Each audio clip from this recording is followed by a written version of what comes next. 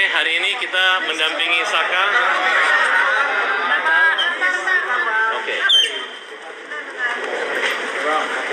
Kita agak ngaret 1,5 jam karena penjemputan LPSK dari Cirebon terhambat 1 jam, dan hari ini sudah istirahat untuk makan siang dan lanjut pemeriksaan sekarang. Demikian. Jadi agenda pemeriksaan hari ini adalah keterangan Saka total terkait 2016 terhadap keterangan Aib dan Dede. Jadi kita sudah bilang juga kepada Saka total untuk kooperatif apa yang ditanyakan oleh penyidik dan membongkar semua peristiwa yang terjadi 2016 seperti apa. Karena keterangan Dede dan Aib itu kita lihat bahwa dia pun juga tidak menyaksikan terhadap kasus pembunuhan dan pemerkosaan. Jadi kasus dari keterangan Dede ini mengakibatkan 7 terpidana dihukum seumur hidup dan Saka total dihukum 8 tahun penjara. Maka dari itu, keterangan Dede dan Aib inilah bersumber dari awal. Dia faktanya, dia tidak melihat kasus terjadinya pembunuhan dan pemerkosaan. Maka kita akan lihat akan perkembangan seperti apa nantinya. Saka total udah siap kan? Bagaimana Saka total? Saka dulu. Ya, insya Allah Saka siap memberi keterangan sebenarnya. Pembahasan tidak akan ada lagi petunjuk forum advokat perubahan. Tutupi. Jadi insya Allah Saka siap. Keterangan kunci yang mau Saka sampaikan apa? Yang menguatkan? Ya, forum advokat perubahan. Salah satunya apa yang nanti akan disampaikan? Ya, salah satunya kan Saka nggak ada di situ. Saka juga nggak kenal Aib, Dede nggak kenal sama sekali. Apa yang disampaikan Saka itu sudah selesai dengan sumpah kemarin bahwa Saka tidak terlibat dalam pembunuhan itu. Ya, gitu ya kira-kira. Ada barang bukti tambahan yang kira-kira dibawa hari ini? Oke, bawa BAP Aib dan Dede ya? Ada bawa berkas? Jadi kalau Isinya apa aja? Ini baju ini berkas isinya. Ya sebetulnya kan Dede dan Aib kan seolah-olah melihat peristiwa seolah-olah peristiwa terjadinya pelemparan. Sementara peristiwa itu tidak pernah ada menurut Dede karena dia juga tidak melakukan itu. Dede hanya diminta untuk membuat BAP, memberikan keterangan, padahal Dede tidak tahu peristiwanya. Kalau ini isinya berkas-berkas semua di 2016. Oke, tambahan dikit Pak Tajudin. Ya, Pak Tajudin. Saya pengacara dari Makassar.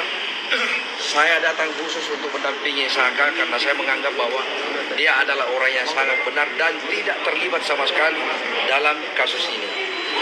Sehingga dengan demikian semua bukti-bukti itu jangan ditanya kepada Saka. Yang ada bukti itu ada kepada pengacara nanti yang akan menunjukkan kepada para penyidik. Jadi hari ini bawa BAP dari Semua bukti-bukti ada sampai bukti tim. Ya. Jadi kami ditunjuk oleh Pak Farhad ini sudah siap semua. Termasuk bukti percakapan telepon antara Widi dan Tina sebelum kematian. Artinya dengan ada bukti tersebut kita bisa pastikan bahwa tidak ada peristiwa di belakang showroom itu. Tidak ada. Ya, Saka ya? Ya. Kamu waktu itu ditangkap gara-gara apa? Waktu itu tujuan ditangkap itu apa? Tiba-tiba ditangkap. Yang ngantri motor habis beli bensin. Nggak ada kan bahwa peristiwa itu ya? Sepertinya. Jadi ketika Widya dengan Mega dimintai saksi sebagai saksi dalam PK kemarin, kesesuaiannya ada. Artinya bahwa Widya mengatakan jam 22.05 berkomunikasi dengan Vina dan kita bawa buktinya. Kita kasih lihat. Bukti ekstradisi memang diperoleh di pengadilan atau bagaimana? Itu sudah dalam berkas 2016, tapi tidak pernah dibuktikan. Saya juga nggak tahu, kan kenapa itu nggak pernah dibuktikan. Jadi putusan yang membuat 7 terpidana mati dihukum setengah mati seumur hidup adalah ya keterangan 2 orang saksi itu, Dede dan Aib, yang menyatakan melihat, mendengarkan dan melihat di lokasi kejadian walaupun dengan jarak 100 meter. Nah itu, sedangkan mereka tidak hadir di pengadilan, hanya di berita sumpah. Dan dari 2 saksi itu, Dede sudah mencabut laporan pengaduan dan keterangan dia. Nah, tinggal Aib. Nah, Aib kalau misalnya mengaku disuruh Rudiana, maka beban pidana kejahatan ini jatuhnya pada Rudiana kalau diarahkan. Tapi kalau dia tidak mengaku, kita punya bukti-bukti, maka tidak ada ampun lagi buat Aib dan proses Aib bebaskan 7 terpidana. Oke. Kita ke penyidik dulu ya. Kita penuhi panggilan penyidik dulu. Nanti selesai kita Sini. Ya. Ini buatan komponen tidak rasa ya. Ayo. Oke. Ini. Chris, sudah kenal Chris, sudah kenal ya? Teguh. Dengan Teguh Pak Kris. Mila. Gimana Pak? Ya. Ayo.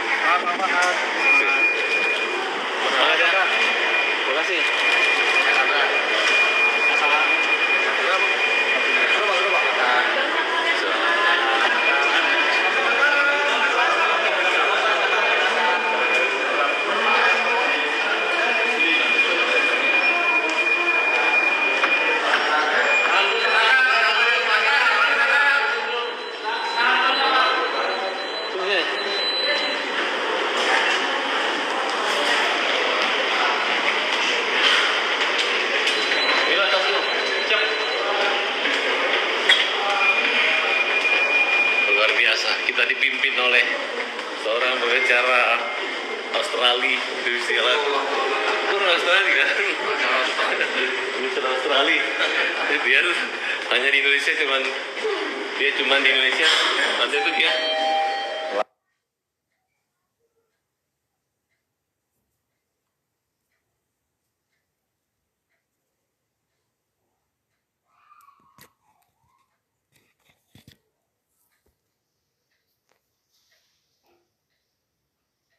Jadi pengacara Australia dia ini makan siang di New Zealand, makan malam di Australia, subuhnya dia makan lagi di Singapura, baru Kamis paginya baru nyampe di Indonesia.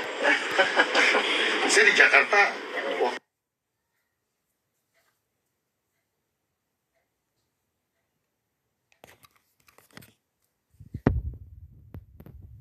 Itu lantai apa? Oh tadi cukup ya?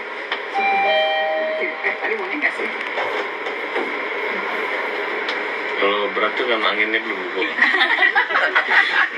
Ini keberatan kan sudah makan semua. Mas Manu lagi happy berduduk terus dan Kalian nggak ada mau kamerain, terpaksa saya yang dokumentasi. Saya nggak akan kasih dokumen ini buat kalian ya.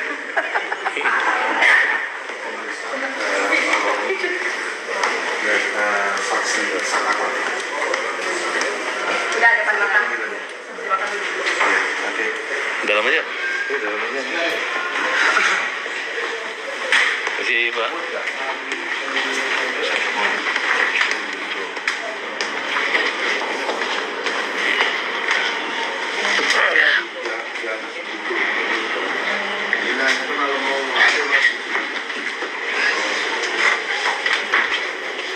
Pak saya selalu foto. Udah, maksudnya aku mau live sama Trisha. Oh, sebentar ya.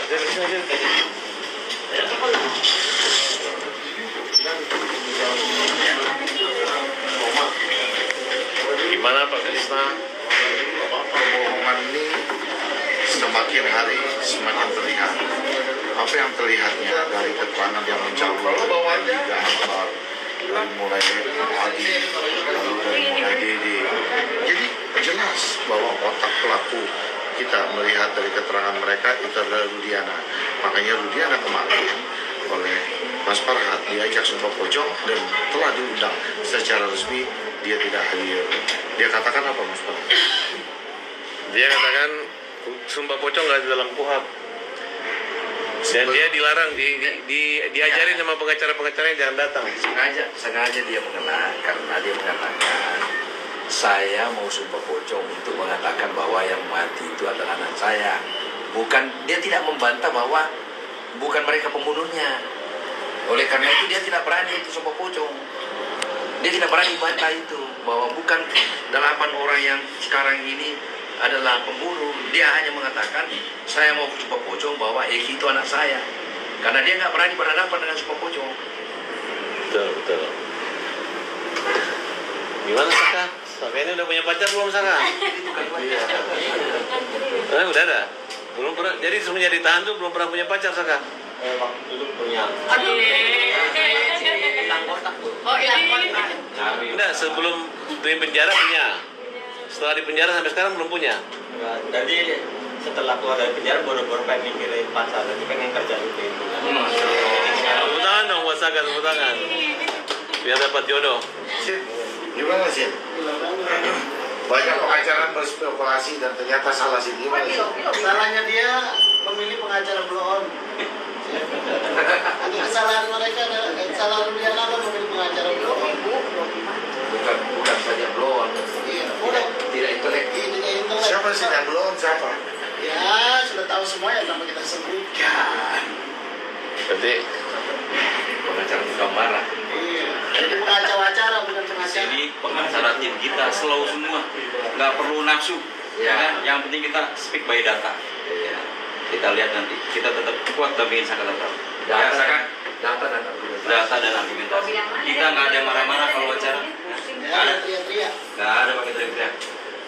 Teriak-teriak seperti Tarzan, mengungkit-ungkit yang lalu-lalu. Tuhan saja Maha Pengampun. Ini kita lihat Bang Saka ini didampingi terus dari LPSK, luar biasa. Berapa orang Mas tipe yang dampingi Mas dari Cirebon?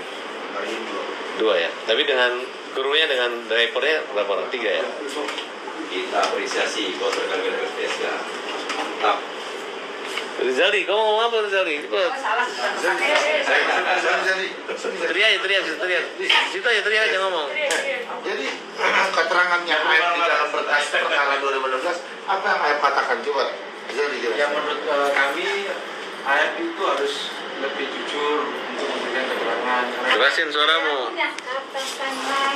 Iya, harus lebih jujur karena laporannya ini yang melaporin adalah 7 terpidana. Budin, telepon penyidiknya. Gitu. Terkait pasal 242 Udah di sini. KUHP keterangan Udah, palsu siapa? yang terlapornya adalah Aib. Mau jemput ke sini. Nanti ada jemput. Ya Mila ngomong apa? Kalau aku harapannya semoga sekarang berjalan lancar, membuka semuanya, dan Saka bisa sangat membantu yang masih di dalam, 7 orang di dalam pastinya. Titin. Mila jelaskan siapa yang melihat kasus pemerkosaan dengan pembunuhan itu, ada yang melihat siapa? Tidak ada yang Coba dijelaskan makanya Mila. Coba dijelaskan. Yang melihat adalah pelaku-pelaku fiktif. DPO fiktif yang mungkin di kemungkinan itu adalah hantu. Yang nama Dani hantu nggak ada. Yang nama Andika hantu nggak ada.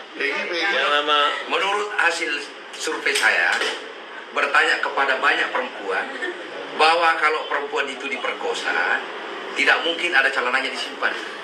Karena tidak bisa masuk barang itu.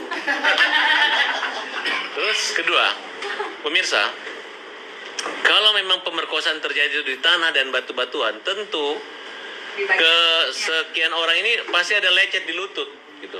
Ini nggak ada bekas darah, jejak kaki, jejak apa itu nggak ada di belakang showroom ya. Jadi kita harus mengapresiasi kinerja daripada Polsek Talun, khususnya laka lantasnya yang bisa mengidentifikasi kecelakaan lalu lintas. Dan bersikeras sampai sidang pun itu kecelakaan lalu lintas. Hah? Polsek Talun bersikeras mas, itu kecelakaan lalu lintas. Dia tidak mengakui skema pembunuhan dan pemerkosaan, tidak diakui oleh Polsek Talun. Di persidangan nggak diakui, itu bukan skema saya yang ini. Benar. Jadi Polsek Talun itu di persidangan tidak mengakui skema adanya pembunuhan dan pemerkosaan yang disodorkan majelis. Jadi perlu Polri menyidik kembali ya, klarifikasi konfrontir antara lantas dan itu. Karena kalau itu udah lurus berarti Polri sangat membantu proses penegakan hukum pencari keadilan ini. Artinya walaupun hakim memutus mereka bersalah, tapi ada nurani Polri yang masih mendapat kesempatan untuk meluruskan siapa pembunuhnya. Kalau memang Rudiana nyatakan bersalah dan merekayasa ini ya, memang turut berduka cita kematian anaknya, mungkin tidak ada manfaatnya, tapi sangat tidak bermanfaat buat keluarga para terpidana ini jika dibiarkan mereka harus terpenjara seumur hidup. Ya, gitu ya Gus. Bukan atas perbuatannya. Ada ketidaksesuaian di dalam fakta 2016 yang mereka katakan adanya luka tusukan di dadanya Eki dan sabetan samurai. Tapi kemarin ketika sidang PK Sakatata, ada pengacara Yogi Ninggolan yang memegang itu waktu 5 terpidana, dia bilang barang buktinya hanya batu kecil dan bambu. Bambu yang tidak kenapa-kenapa. Iya, bambu yang tidak kenapa-kenapa. Tidak ada ketidaksesuaian di situ. Jadi mereka menggambarkan adanya samurai itu seolah-olah untuk memperkuat seolah-olah geng motor itu punya samurai dan sangat berbahaya kan kira-kira begitu. Gue tanya kenapa hari itu gue nangis, lu nggak nangis, kenapa? Lu nangis hari itu? Nangis lah. Bu Titin nangis hari itu. Kalau saya nangis kan udah biasa mas, kalau mas Farhan nangis baru luar biasa. Kalau saya nangis kan kalau saya ingat 2016 nangis lagi. Bu Titin juga waktu Sumba Pocong nangis terus Bu Titin. Abraham Silaban juga menangis kan? Jadi Yasin kata mamanya dari kecil jarang Dari nangis. kecil nggak pernah nangis. Hari itu Kalau ditimbuk sama saya nangis lagi. sambil nyata. Istri saya juga waktu Nangisnya? Iya, secara langsung istri saya nangis juga. Yang sumpah pocong. Yang sidang. Waktu sidang itu. pemeriksaan ahli Itu. Semua orang nangis se-Indonesia. Kalau saya tuh karena ingat 2016, saya nangis itu karena 2016, ya Allah, dia anak kecil, terus kebayang semua muka-mukanya dulu yang dekat tujuh, ya Allah Mas, kasihan banget, nggak ada garang-garangnya, Saka, ada bengong. kamu sekarang dibela sama pengacara-pengacara top ibu kota.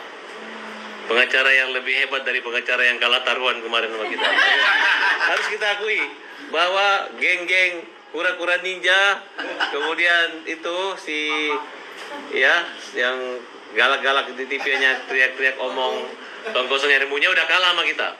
Gimana perasaan kamu didampingi Pak Farhad Abbas, Krisnamurti, Pak Tajudin Rahman dan semua ya, Teguh Margono, ada Yasin sini, Mira, ada Rizaldi. Ya alhamdulillah senang banget. Apa teman-teman kamu nilai pengacara-pengacaramu? Gak nyangka juga Pak, jadi sebenarnya udah pasar lah, gak bakal nyangka akan seperti ini. Jadi ada orang-orang yang baik masih ada lah artinya tuh. Jadi sangat tuh berterima kasih banyak untuk pengacara-pengacara semuanya. Ada lagi pengacara unyil itu, ya, itu cuma, Mas, saya juga unyil Mas. ya kerjanya cuma teriak-teriak aja. Saya kan kayak. Ya kerjanya teriak-teriak saja. Pengacara unyu-unyu. Ya boleh juga, terserah lah, yang penting kerjanya teriak-teriak aja. Seakan-akan pintar mengeluarkan istilah hukum. Secara teoritis dia tahu. Nah, ada lagi satu yang mengaku 50 tahun jadi pengacara, tapi ilmunya ilmu yang paling rendah, yaitu lapisan, kan 3 lapisan ilmu hukum. Lapisan pertama dogma, kemudian yang kedua teori hukum, yang ketiga filsafat. Dia hanya dogma. Jadi ilmu perundang-undangan yang dia tahu. Selalu mengatakan Indonesia ini kan Eropa kontinental, bukan Anglo-Saxon. Ya, sistem hukum Indonesia itu campur aduk. Kalau dia baca undang-undang cipta kerja itu dari mana? Itu dari Amerika itu. Nah itu berarti ilmunya paling rendah, itu yang mengaku 50 tahun jadi pengacara. Ada lagi staf ahli, mendingan gak udah ada lagi staf ahli di Indonesia. Kenapa? Ya nggak ada gunanya. Staf ahli itu kan seharusnya meluruskan yang salah, bukan membenarkan barang salah. Orang mengaku staf ahli, tidak ahli itu.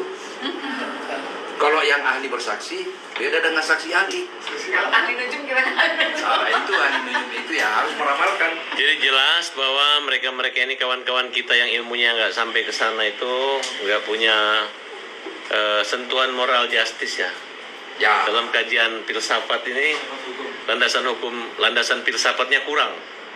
Dia hanya berbicara tentang obrolan warung. Yang penting heboh.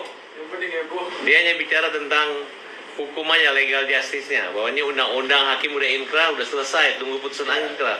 Dia nggak mikir ada terobosan, dia nggak mikir suara keadilan gitu ya. Apalagi kita sudah didukung netizen, dan netizen ini adalah suara rakyat adalah suara Tuhan. Setuju kan? Setuju. Gitu, Saka, dikit lagi kamu yakin deh kamu akan Insyaallah. direhabilitasi namamu kembali gitu.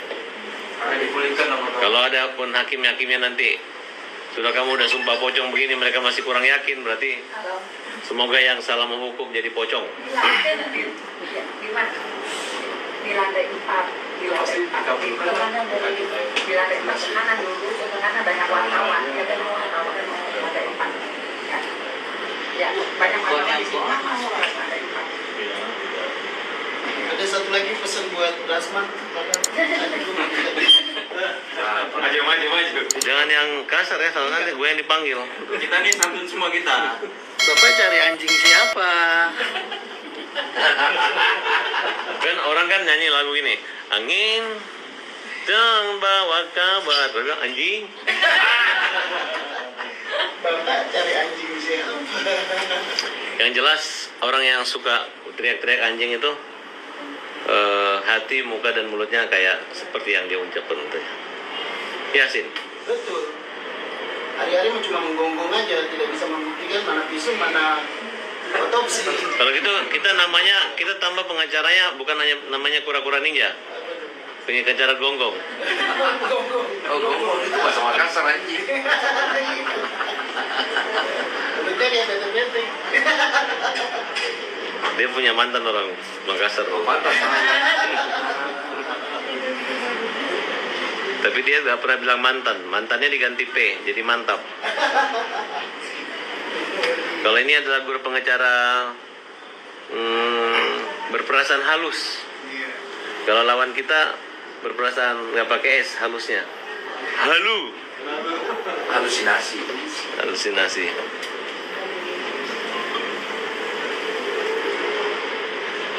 Saya heran ya, kenapa si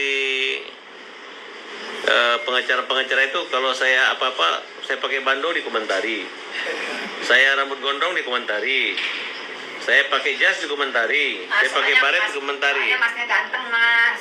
Terus saya nangis pun dikomentari, diejek-ejek.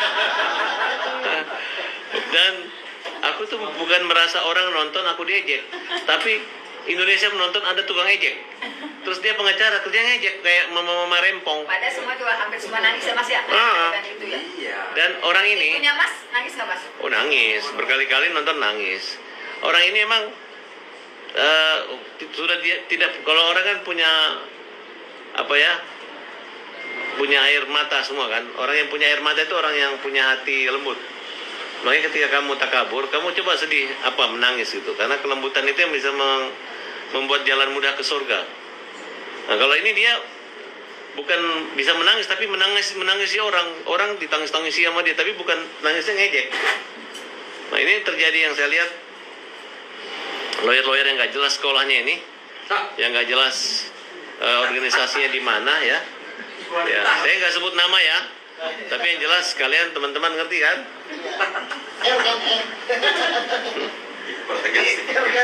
Dikasih tahu saya segini, Mas. Jadi dia tuh cuman dengar orang ngomong, dia ngomong di TV, padahal dia nggak membaca. Ini Mas, benar saya, Mas.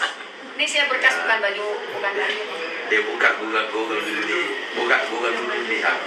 Bukan baju ini, Baru Mas. cari istilah, baru nanya.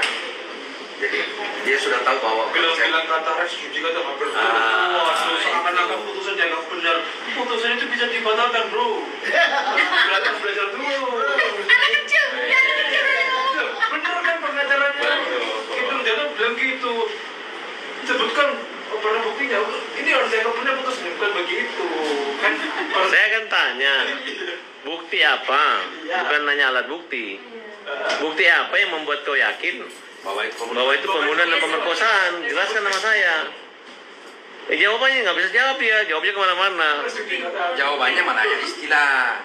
Bukan, dia ya. Cuman dia tidak bisa jawab. Dia bilang ada alat bukti. Pertama saksi, dua ahli. Enggak, yang terakhir jawabannya marah. Jawabannya marah. Marah. Iya. Ada 24 alat bukti apa dia? Ya. Iya, yang dihadir dari persidangan. 24 barang bukti. Alat bukti. Saya menghimbau teman-teman, nggak usah lagi pakai pengacara-pengacara yang ini nih, yang on itu nggak usah lagi kalian. Kalian kalau pakai pengacara tanya organisasi advokatnya di mana, supaya kalau dia macam-macam melanggar kode etik. Ini kalau hanya pengacara nggak ada gunanya, rugi kalian bayar pengacara hanya untuk suruh dia berantem, ya. Dia itu suruh berantem nggak ada gunanya. Pokoknya kalian sekarang kalau mau pakai pengacara, pakailah pengacaranya Saka Tatao. Mantap, penerobos, pemimpin ke depan, memimpin ke depan. Orang belum berpikir PK, kita udah sidang PK selesai lagi. Betul nggak? Nah, kalau mereka-mereka ini hanya yang penting tampil beda. Nah, tapi nggak apa-apa. Kalau tidak ada yang buruk, kita orang tidak bisa membedakan mana yang baik dan buruk. Mungkin gara-gara dia buruk, jadi kita yang terbaik. Bukan hanya tampil beda, yang penting ada panggung. Kuncinya Bayangkan aja, ada seorang lawyer diundang di TV, dibayar, terus mau berantem, mengadu polisi. Itu kan aneh gitu. Produk jurnalistik aja dia mau adukan ke polisi, dia nggak ngerti gitu. Waktu Bun Para bilang kamu dibayar, dia nggak bisa bantah. Oh, itu nggak bisa dibantah. Ya kan? Kalau kita ini kan, kalau kita kan membela yang perlu, bukan perlu membela kan? Dikira gimana, taunya udah duduk di situ. Udah ada penyidik belum? Belum? Telepon bu? Dijemput, personil merapat jemput ya. Siap. Bilang aja pastiin jam berapa pak? Tadi pastiin jam 10, Bu nanti mundur ya, ditanya mau siapin ruangannya. Udah kirim kan, makanya kita masih nyari-nyari tuh. Masih nyari-nyari jalan ya Pak ya? Pak katanya mundur. Tapi tadi ngomongnya, kita udah siap jam 10.15. Gimana sih? Katanya mundur. Mundur. Kaget ya.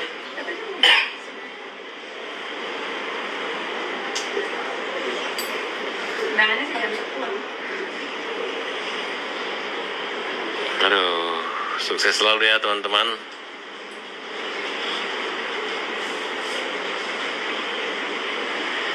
Bogor bermanfaat bersama Muhammad Farhad. Amin. Cirebon, ini gimana nih pencalonan wali kota saya Bogor? Lanjut? Atau kita pindah jadi wali kota Cirebon? Tapi kalau Pak Farhad di sana jadi. Yang benar. Jadi. Gimana Bu Titin? Saya maju wali kota Cirebon. Ya? Kalau Bu Titin jadi wakil, oke nih. Yakin. Kita fokus. Jadi kita tim sesnya langsung nih, ya turun nih. Dan kita fokus saja jadi pengacara dulu kan. Nanti harta jabatan itu menyusul. Kalau memang Allah menakdirkan kita mendapat jabatan yang untuk amanah, ya kita amanah. Kalau kita menjadi lawyer sejati, pasti nggak kalah gengsinya dengan sebagai jabatan yang lain. Apa ayatnya? Zilul mantasa biadikal hiro. Innaka ala kulli syai'in qadir. Aku beri kekuasaan kepada siapapun yang aku kehendaki. Aku cabut kekuasaan kepada yang aku kehendaki, ya kan? Aku muliakan siapapun yang aku kehendaki. Aku hinakan juga. Nah, kalau Allah ingin memuliakan Saka melalui pertolongan dan doa netizen dan teman-teman semua, insya Allah Saka akan menjadi, apalagi setelah Saka kemarin sumpah pocong ya, karena menantang Rudiana yang berbohong. Saya plong itu. Malah kita tunggu-tunggu, bahaya nih kalau Saka terjadi apa-apa dengan Saka karena dia bohong kan. Karena dampak kebohongan Saka, kalau memang bohong kan bukan buat Saka aja, buat kita para lawyer. Tapi ketika Saka jujur, nah insya Allah Saka. Saya takutnya Saka begitu sumpah pocong, rambutnya tiba-tiba panjang atau gundul kan. Ternyata saat ini baik-baik saja. baik Saka, kamu ada rasa plong nggak sudah sumpah pocong? Karena selama ini kan kamu suka ngomong sumpah pocong juga Saka. Ya, alhamdulillah Pak. Ngeri nggak apa rasanya Saka waktu kamu di dalam? Hah? Nggak tahu Pak. Di dalam pocong itu gimana? Ditutup kan kamu? Iya. Rasanya adem aja, kayak nggak ada berisik-berisik apa tuh Bang? Iya ya? Iya. Oh baru tahu, kalau saya dingin, saya rasakan. Kalau aku rasain dingin kayak AC. Sama Mas kerasa kayak blower tuh Mas, blower. Iya, kayak iya, iya. Air titik-titik gitu Iya, kan. Gitu bagus kan. sih ada malaikat ini kan. Benar. Jadi dingin kayak ada blower tuh Mas. Tapi banyak orang ya? Kipas angin blower yang banyak orang. Tapi pada saat itu sekarang itu mah gerak. Setelah itu sih benar, pas saat dia tidur tuh kita kayak dikasih kayak blower percikan airnya tuh. Percikannya tuh nggak bikin ini,